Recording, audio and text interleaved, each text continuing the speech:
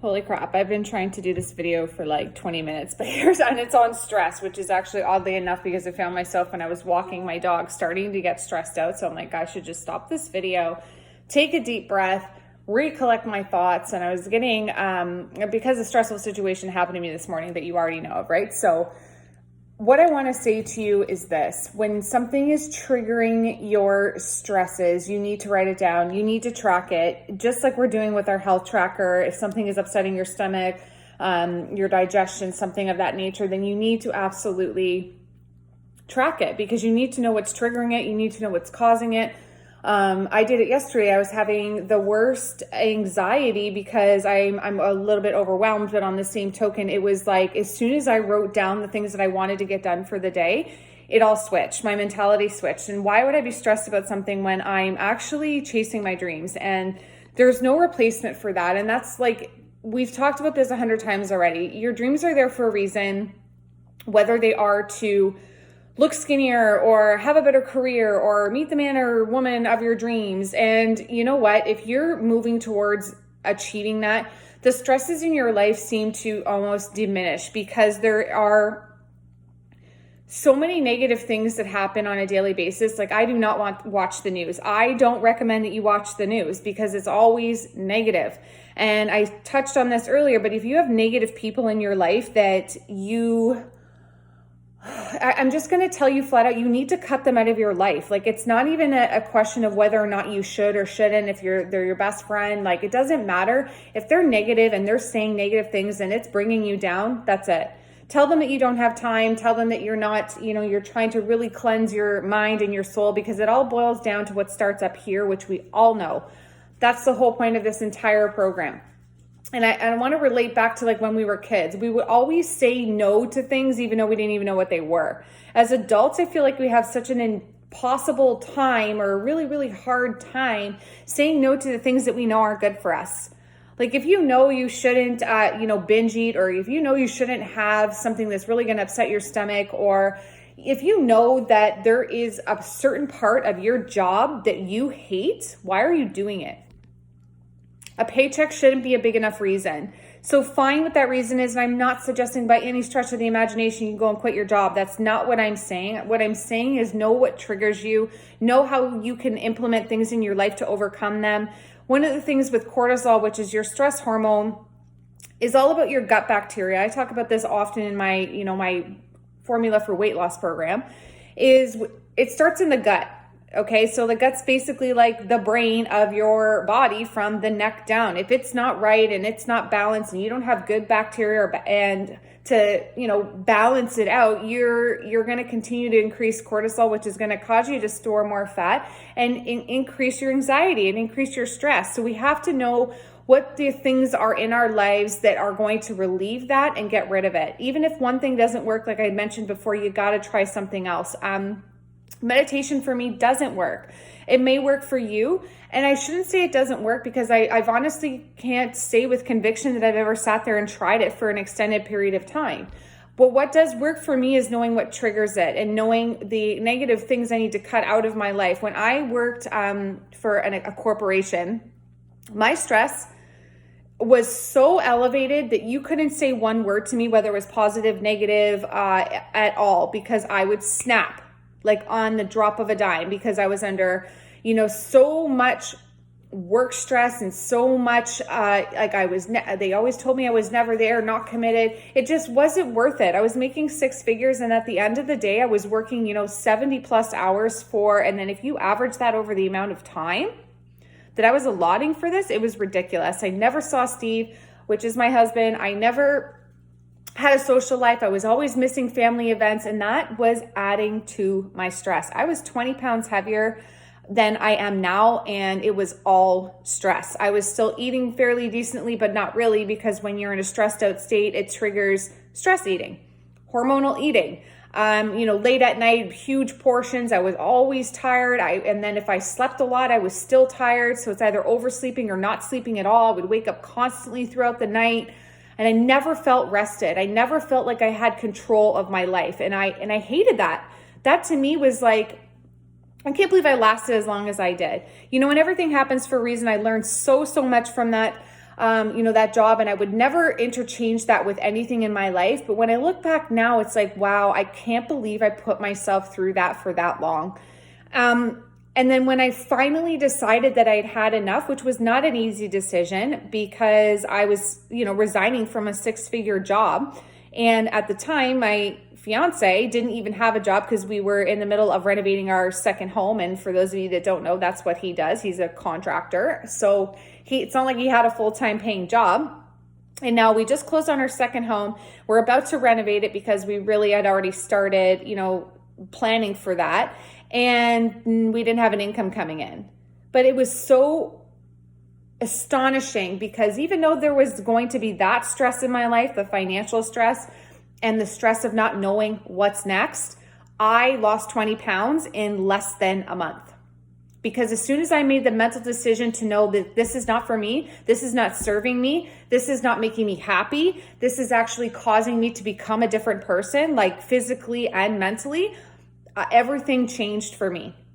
I was happier almost immediately. The day that I said I can't do this anymore was the day that I felt, when you're like this and you're like a huge relief, a huge weight off of my shoulders. And my opinion is, and you can take this for what it's worth, but no amount of money is worth any type of stress that it does to your body, your mind, and your heart.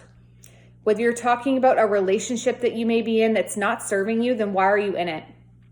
I know it's scary. I know there's the fear out there of like, what's next? And am I going to end up alone? And, I really do love this person. I was just speaking to a friend of mine this morning, and she had just recently finalized her divorce. And it's been, about a year or so since her separation. And she said to me that she felt like guilty about herself because she put herself through that for that long. And I said to her, listen, women like to serve, women like to be fixers, women like to be healers. And we're always, when we fall in love, I feel like it's just, I know it's a very different chemistry and chemical makeup that a woman has than a man, right? So we feel things a lot more with our heart and men, we all know what they think with, right? So I just said to her, you can't keep doing this to yourself. Like, you have now finished what you needed to finish. You created all the steps to get out of that stressful relationship. And now you're starting to create a whole new one by blaming yourself. I just said to her, you are the person that you are today because of the experiences that you've been in the past. And if there's something else in your life that you currently don't like the beauty about change is that you can change no matter how many times or what it has to relate to in your life. It doesn't matter. You can change it again tomorrow. You can change it again in 5 minutes, 1 minute, 30 seconds. You're in a physical state of stress. Get up and change it. Go for a walk. That's what I did. I was stressed out when I got home because I was tailgating me, and I was just like, really, this has happened to me 2 days in a row. And I'm still breaking the law by going 10 kilometers over, the speed limit. However, you can't control what other people do, think, act, feel. And I am here to encourage you to find what makes you solve the problems that you're going through when it deals with stress. Stress is my number one nemesis. There is so much financial stress, emotional stress, physical stress. And, we put so much emphasis on how we look and how we appear to others, but we're not really realizing that everything starts with your mind and everything starts with your mindset. So if you're, a person that's maybe struggling to meet, your significant other, have you stopped to once think that your stress might be relating to that? Because if you're working in a stressful environment, I can guarantee you that most other people that are working with you are stressed out also. And if you're stressed that you're not meeting someone, that's not going to elevate your life. And that's not going to bring somebody into your life that you are wanting to attract. It's going to bring more negativity, possibly more stress. Remember, we're the average of the people that we hang out with the most. Okay, so if there's people in your life that are, again, negative, they're really, really stressed out, stop hanging out with them. Just stop it. You're not going to be a worse off person by cutting these people out of your life. In fact, it's going to make you a better person because now you're going to be able to find and seek out people in your life that motivate you and that elevate your mood and that breathe positivity. Like there's a girl that I used to work with, again, at the club that I used to work for, and she taught yoga, which is already, you're naturally drawn to people that teach yoga. Why? Because they get it.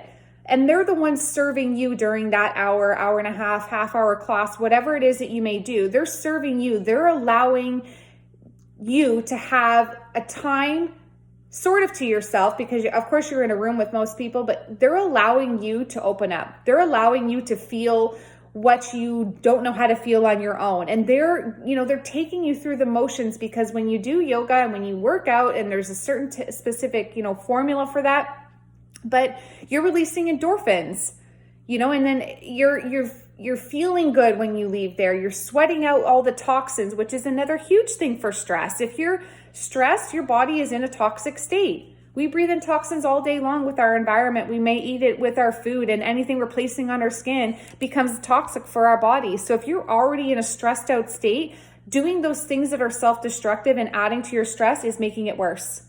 Doing a simple detox of even cutting out dairy at the very, very, very, very least can make a profound impact on how you're feeling.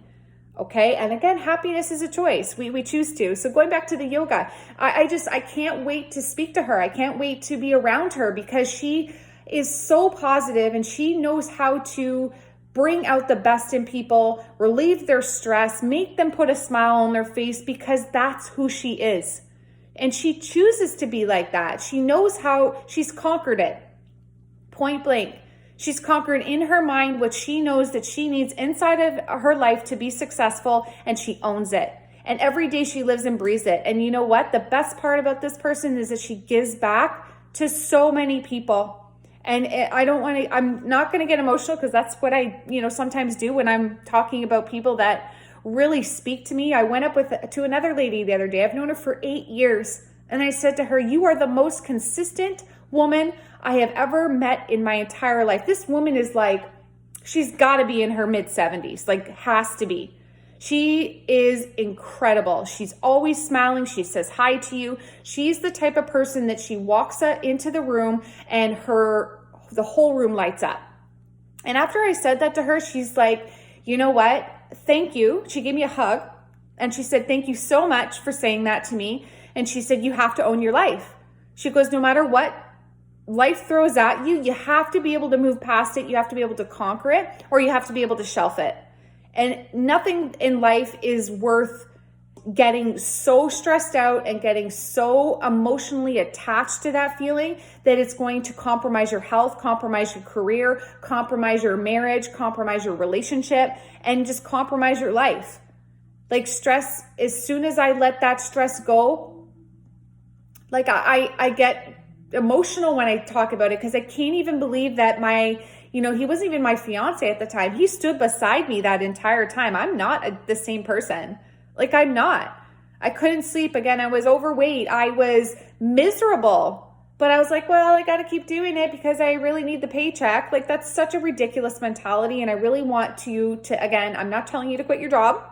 But what I am telling you is that you got to chase your dreams, because stresses that come inside our lives are added there because we allow it to.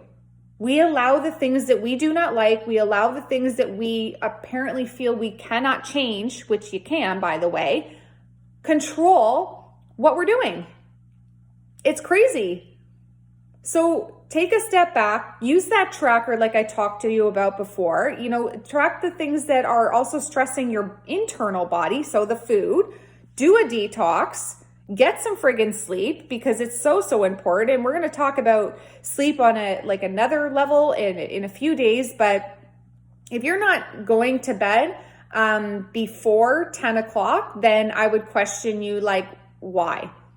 I don't care if you're a night owl, maybe you have night work, then I understand that and we'll work with you on that. I get that. But your melatonin is at the highest level just before 10 o'clock. So you have a better chance of falling asleep soundly and staying asleep soundly if you go to bed before 10 p.m. And if you've been following my, my advice, if you will, and also the time management plan, you'll be waking up at 5 a.m. anyway. So by the time 10 o'clock hits, you're pretty tired. Like, it's time to go to bed and shut down and decompress and, step away from everything else that tomorrow brings and that today has had for you. And that's your time. That's your time to rejuvenate your cells. That's your time to let go of the things that you were not able to control with your day. And plan.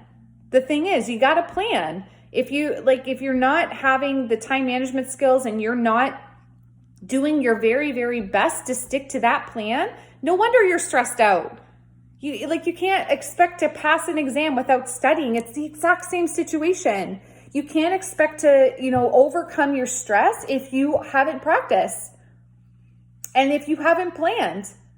Plan for it. If you know something, I don't know, maybe your job triggers it, or maybe the bills coming out trigger you to get an elevated stress level. So stop looking at it. It's coming out anyways, okay? And be conscious, be aware of what's going on with your finances, but don't be obsessed with them.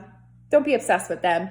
Because if you follow your heart and you follow your goals and you follow your dreams, then those stresses in your life will diminish and they will relieve themselves, because the positivity will start to be naturally attracted into your life. And if you are practicing the positive affirmations that we've talked about and doing self-development, even again, half an hour a day, that's not a lot, half an hour. And if you're, again, cutting out those negative people and stop looking at the news and the stuff in your life that's like, holy crap, and like the coronavirus and I don't know, you name it, the mental, ability to get past that and to not look at that is in and of itself hard, because you're trying to reprogram your mind. You're trying to find the positive in every single day. And that's where the gratitude comes in. I don't even know what my life looked like before I started practicing gratitude. Today, after I've done this, I'm grateful that I got tailgated 2 days in a row. Why? It makes no sense when you think about it, but it does, because that's brought me to, being able to overcome it and share my story with you and tell you that, again, it's all up to you. You can change your situation. Stress is not worth it. Stress is going to cause you to be physically, mentally, emotionally drained and also depleted. And I'm talking you can also gain weight. So nobody wants to gain weight unless they're a man and they're trying to bulk and whatever. It doesn't matter. You don't want to gain weight. You want to stay either healthy, muscular, happy. It's the happiness first, actually mindset first, happiness, and then everything else will fall into place. So day 5 is a crazy day for me, and I really appreciate you taking the time to listen to this video. I want you to do one thing today. This is your exercise for tonight. It's super, super easy. Get out the tracker. You should already have that health tracker in your file. And if I haven't explained that to you, please let me know. I'll be happy to hop on a call or whatever we need to do to explain what that health tracker is. But right underneath it, I want you to put a stress tracker. Track your life, track the trigger points, track what you've done to overcome that trigger point and that stress. Let me know if it works, and you'll find it. Because if it doesn't work, you can change it. And